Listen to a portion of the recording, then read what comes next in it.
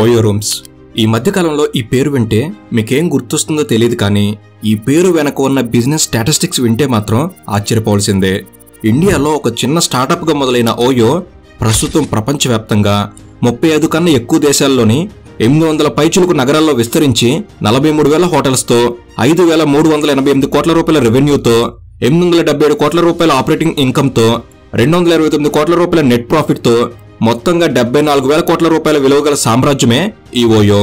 ఓయోకు సంబంధించిన ఈ నెంబర్స్ వింటుంటేనే వామ్మో అనిపిస్తుంది. కానీ ఇంత పెద్ద వ్యాపార సామ్రాజ్యం వెనక 13 సంవత్సరాల కృషి ఉంది.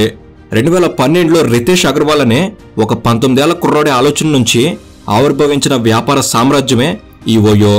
ఎటువంటి ఫైనాన్షియల్ బ్యాక్గ్రౌండ్ లేదు, ఐఐటి ఐఐఎం వంటి వాటిలో చదువుకుంది లేదు, బిజినెస్ కి సంబంధించి పెద్దగా తెలుసుకుంది కూడా లేదు. అయినా రితేష్ అగర్వాల్ మాత్రం మొత్తం ఇండియన్ హాస్పిటాలిటీ రంగాన్ని మార్చేసేలా ఓయోని తీర్చిదిద్దాడు. ఈ 13 ఏళ్ల ప్రస్థానంలో ఓయో బిజినెస్ స్ట్రాటజీ చాలాసార్లు మారింది. కంపెనీకి ఒకసారిగా హైప్ వచ్చింది అనుకునే లోపే కరోనా వచ్చి మొత్తం హాస్పిటాలిటీ రంగాన్ని పాతాళానికి పడిపోయేలా చేసింది. దాంతో ఓయో కూడా దాదాపుగా అట్టడుక్కు పడిపోయింది, ఉద్యోగుల్ని తీసేసే స్థాయికి వెళ్ళింది. కానీ అంతలోనే బిజినెస్ స్ట్రాటజీ, ఆపరేషనల్ స్ట్రాటజీలు మార్చుకుని మళ్లీ పైకి లేచింది. అలా పడుతూ లేస్తూ సాగుతున్న ప్రస్థానంలో ఓయో మీద వచ్చిన విమర్శలు చాలానే ఉన్నాయి. ఓయో అంటే కేవలం కపుల్స్ కోసం క్రియేట్ చేసిన ప్రైవేట్ ప్లేస్ అనుకునేలా ఓయో మీద తప్పుడు ప్రచారం మొదలైంది. దాంతో ఓయోకి చెడ్డ పేరు రావడమే కాకుండా ఫ్యామిలీ కస్టమర్స్ ఓయోకు దూరమయ్యారు. దాంతో పెళ్లి కాని జంటలకు ఓయోలో ఎంట్రీ లేకుండా చేసేలా కంపెనీ పాలసీ మరియు గైడ్లైన్స్ మార్చాల్సిన పరిస్థితి వచ్చింది. ఇలా చెప్తూ పోతే ఓయో గురించి చెప్పుకోవాల్సింది చాలానే ఉంది. కాబట్టి అన్ని విషయాలను ఏది మిస్ కాకుండా ఈ వీడియోలో చూద్దాం. అసలు ఓయో ఎలా పుట్టింది, రితేష్ అగర్వాల్కి వచ్చిన చిన్న ఆలోచన ఇంత పెద్ద వ్యాపార సామ్రాజ్యంగా ఎలా మారింది, బిజినెస్ సెక్టార్లో ఇప్పటి వరకు ఓయో పర్ఫార్మెన్స్ ఎలా ఉంది, ఇండియన్ హాస్పిటాలిటీ రంగంలో ఓయో ఎలాంటి సంచలనాలు నమోచేసింది, అసలు ఓయో అంటే చాలా మందికి ఎందుకు ఈ చిన్న చూపు, ప్రస్తుతం పెళ్లి కాని జంటలకు ఓయోలో ఎంట్రీ ఉందా లేదా, ఇలా ప్రతి ఒక్క విషయాన్ని మిస్ కాకుండా ఇప్పుడు తెలుసుకుందాం. అండ్ మీకు ఓయోపై ఉన్న అభిప్రాయం ఏమిటి నిర్మోహమాటంగా కామెంట్లో తెలపండి. అండ్ ఇలాంటి మరెన్నో ఇన్ఫర్మేటివ్ వీడియోస్ని మీ కొరకు తెచ్చేందుకు మీ సపోర్ట్గా ఈ వీడియోకి జస్ట్ లైక్ చేయండి చాలు. సో లేట్ చేయకుండా let's get into the video.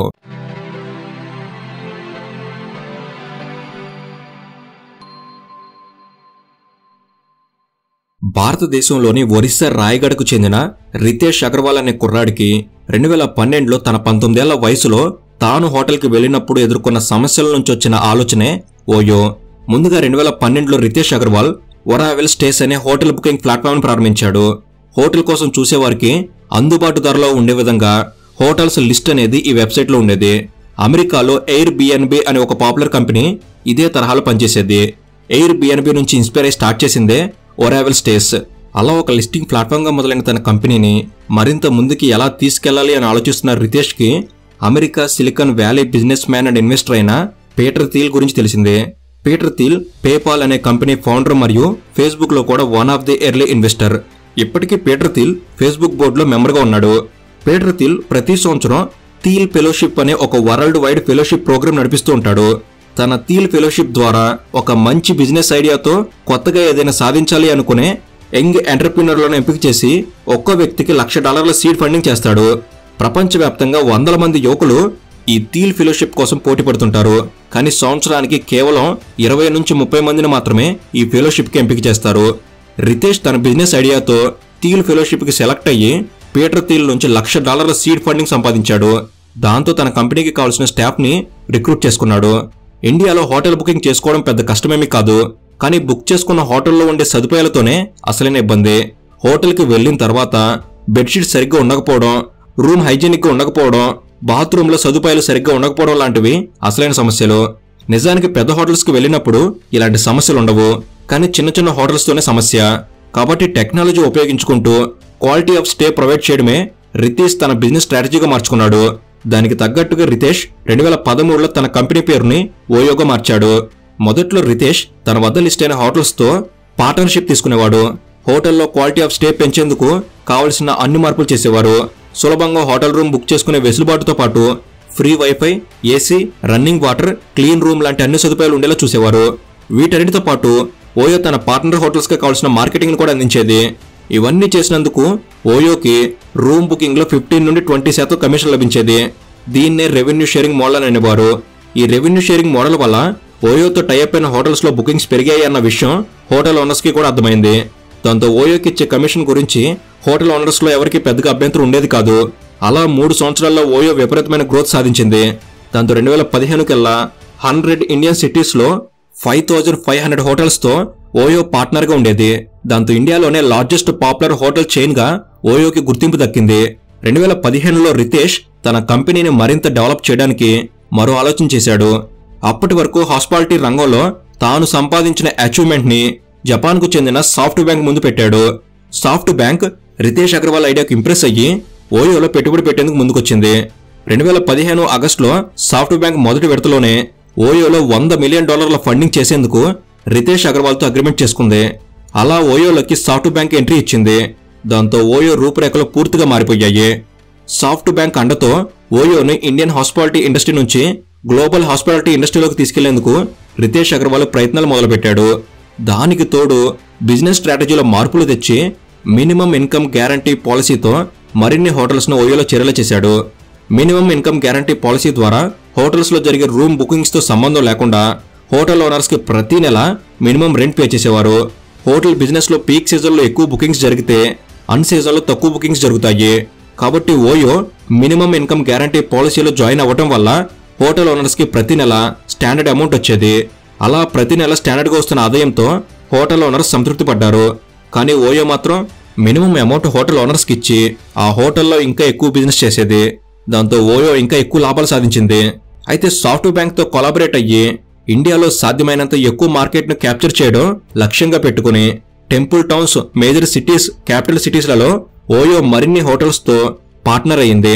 2018లో service, apartment మరియు కార్పొరేట్ ఎగ్జిక్యూటివ్ స్టే సెక్టర్లోకి ఎంట్రీ ఇచ్చింది.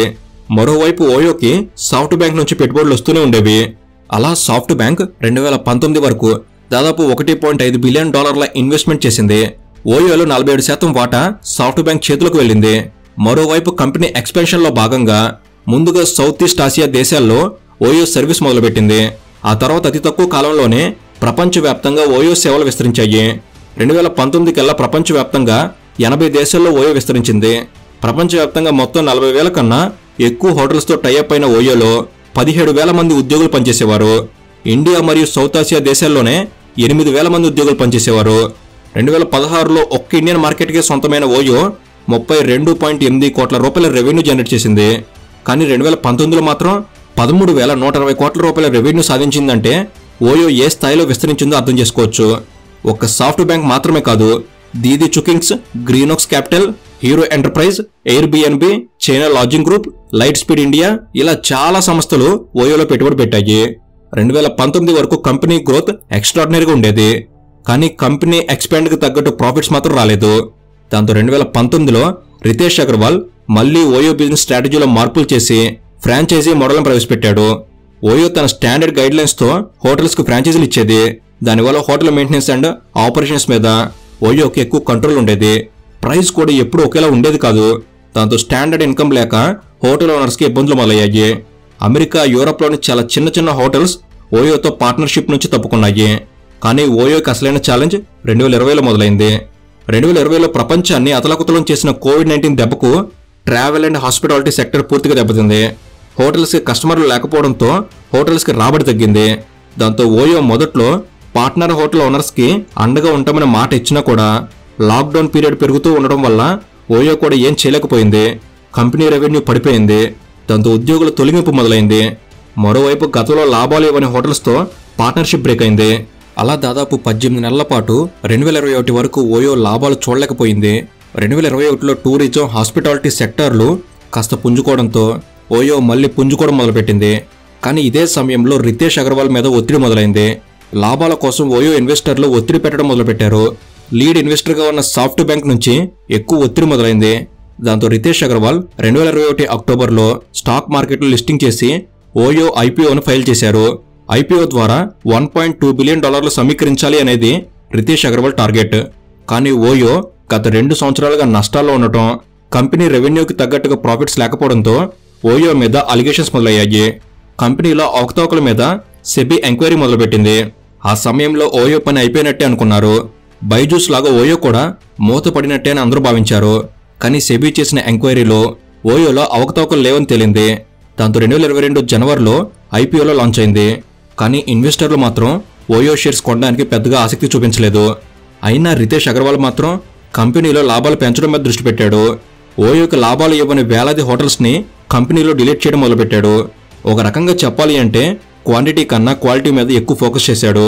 దాంతో ఇండియాలో ఉన్న 18,000 హోటల్స్ని డీలిస్ట్ చేసి 8,000కు తగ్గించాడు.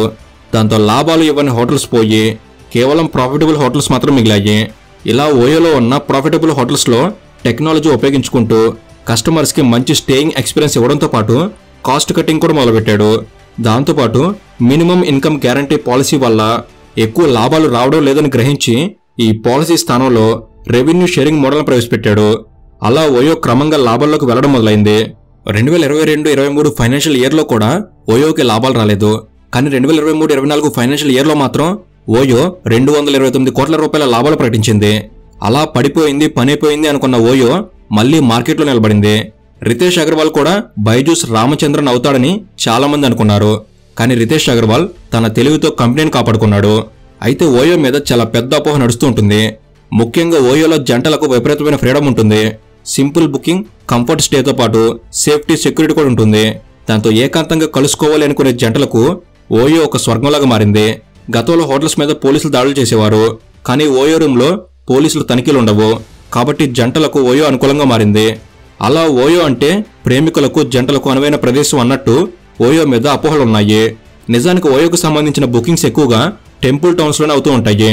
టెంపుల్ టౌన్స్ నుంచి ఓయోకి ఎక్కువగా రెవెన్యూ వస్తున్నట్లు రితేష్ అగర్వాల్ ఒక ఇంటర్వ్యూలో కూడా చెప్పాడు. అయినా ఓయోను మాత్రం ఒక ప్రేమికుల ఏకాంత ప్రదేశంగా మార్చేశారు. ఓయో మీద ఉన్న ఈ తప్పుడు అపోహను చెరిపేసేందుకు కూడా ఓయో చర్యలు మొదలుపెట్టింది. 2025లో తీసుకొచ్చిన కొత్త చెక్ ఇన్ పాలసీలు మార్పులు చేసింది. ఆన్లైన్ బుకింగ్ ఉన్నా కూడా పెళ్లి కాని జంటలకు సంబంధించిన ఐడి ప్రూఫ్స్ చెక్ చేసి హోటల్ ఓనర్స్కి నచ్చితేనే వారికి హోటల్ కేటాయించే విధంగా పార్ట్నర్ హోటల్స్ ఓనర్స్కి ఓయో పర్మిషన్ ఇచ్చింది. దాంతో పెళ్లి కాని జంటలు ఓయోకి వెళ్లడం గతంలో ఉన్నంత ఈజీ కాదు. కానీ ఓయో తెచ్చిన ఈ గైడ్లైన్స్ కేవలం మీరట్ సిటీ లిమిట్స్ లో మాత్రం వర్తిస్తాయి. మీరట్ లో సివిల్ సొసైటీ గ్రూప్స్ నుంచి వచ్చిన అభ్యంతరాలను దృష్టిలో ఉంచుకుని పెళ్లి కాని జంటల విషయంలో ఇలాంటి నిర్ణయం తీసుకున్నామని ఓయో ఒక ప్రకటనలో తెలిపింది. దాంతోపాటు రానున్న రోజుల్లో మరిన్ని నగరాల్లో ఇదే తరహాలో అన్మ్యారీడ్ కపుల్ ఎంట్రీ మీద రెస్ట్రిక్షన్స్ పెట్టబోతున్నట్లు ఓయో ప్రకటించింది. కాబట్టి ప్రస్తుతానికైతే మీరట్ మినహాయించి మరెక్కడా రెస్ట్రిక్షన్స్ లేవు. ఇక అన్మ్యారీడ్ కపుల్స్ కి సంబంధించిన విషయాలు పక్కన పెడితే సమస్యల నుంచి అవకాశం ఎలా వెతకాలి అని, సమస్యకు మనమే ఎందుకు పరిష్కారం చూపించకూడదు అని, వ్యాపారం చేయాలంటే కావాల్సింది డబ్బు కాదు ఐడియా అని, ఐడియా బాగుంటే ఇన్వెస్టర్లు పెట్టుబడి పెట్టేందుకు వస్తారని, వ్యాపారంలో ఆటుపోట్లు ఉంటూనే ఉంటాయని, ఎప్పటికప్పుడు లోపాలు సరిదిద్దుకుంటూ ఉండాల్సిందేనని, ఇలా అనేక విషయాలు రితేష్ అగర్వాల్ కథ నుంచి నేర్చుకోవచ్చు. ఓయో మనకు కంపెనీగా కనిపించవచ్చు, కానీ కార్పొరేట్ ప్రపంచంలో మాత్రం ఓయో ఒక పెద్ద కేస్ స్టడీ. రితేష్ అగర్వాల్ ఒక గొప్ప అచీవర్. సో ఇది ఫ్రెండ్స్ ఓయోకు సంబంధించిన ఎన్నో విషయాలు. ఈ వీడియో అనేది మీరు కొన్ని కొత్త విషయాలు తెలుసుకోవడంలో ఎంతో కొంత ఉపయోగపడిందని నేను భావిస్తున్నాను. ఈ వీడియో కనుక మీకు నచ్చినట్లయితే జస్ట్ లైక్ చేయండి చాలు. అండ్ ఇలాంటి మరిన్ని ఇన్ఫర్మేటివ్ వీడియోస్ అనేవి వీక్ నుంచి వెంటనే రాబోతున్నాయి. అవన్నీ మీ వరకు చేరేందుకు తప్పకుండా మన తెలుగు నాలెడ్జ్ సబ్స్క్రైబ్ చేసుకుని బెల్ని ఆల్లో పెట్టుకోగలరు. Thank you for watching. Have a good day.